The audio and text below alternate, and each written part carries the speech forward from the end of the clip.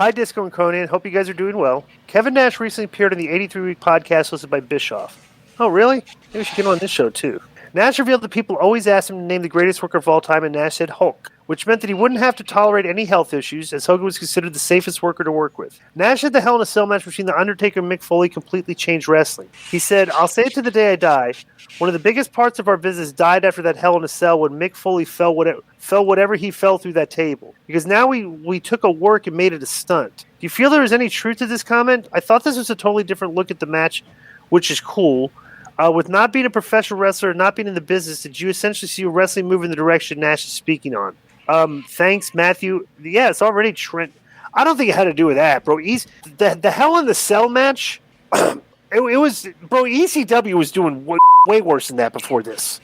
Like, they were doing ultra violence, before that. I would say the ECW culture, I'm not going to say it was a positive and negative, right? Because the positive with ECW is that they took kind of like outcasts, guys that really didn't look the part, indie workers and stuff, everything, and Paulie made them kind of into stars, to the point that these guys were getting hired by WCW. Like let me tell you, Sandman was not a good worker, but he had a lot of charisma. He had a gimmick. He drank Paulie knew how to cover guys up. But the one thing that ECW did around all this is did a lot of stuff that wasn't a work. Hit guys in head hard with chairs. You're not allowed to put your hand up to protect it. Going through tables, fire, tax, glass. Why? Yeah, just all that shit. Barbed wire. What it did was because this wasn't Rick Rude doing this, Luger doing this, Sting. Bro, these were indie guys. And it kind of created a thing for the next 25 years in this business that, dude, if you're willing to kind of like kill yourself on the indies and do damage to your body, you can get work. Yeah. Regardless of what you look like. There's a lot you don't even have to be in shape. The guys are doing this crazy stuff, and like nobody would ever before ECW was doing this, bro. We all learned how to work. Why guys were still doing the fake handshake? No, is it just me? Is it just me, Joe? Or like most of the hardcore workers overweight, or that's just me? Some of them, yeah. I mean, if you look, there's a lot of these guys that still, GCW. That I can't remember that one guy's name that's missing. Schlack. He's just like a big dude, but yeah, he's in shape, but he's not.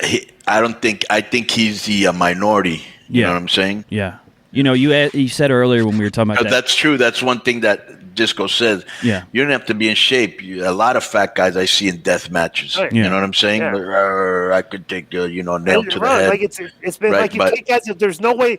Like that guy can't even wrestle a regular match, but he can go out there. He's out of shape and can go do that. Do like that, and that's good.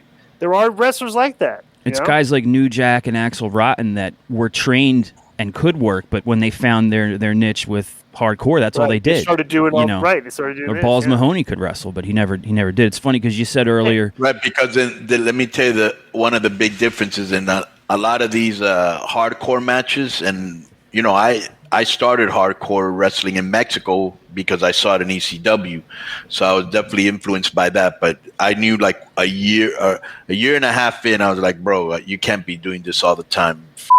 And so, what was the point that I wanted to make about? Excuse me? About hardcore wrestling, ECW, the influence, Hell in a Cell. Yeah. Go remember. It's funny because we said earlier when you were talking about my tweet being at that seminar with Gertner, you're like, well, what did you want to be, a ring announcer? I wanted to be the Sandman. So I wanted to be. People say I want to be Flair. I want to be this. I wanted to be the Sandman. So that's been the mailbag. Enjoy the rest of the show. Boom.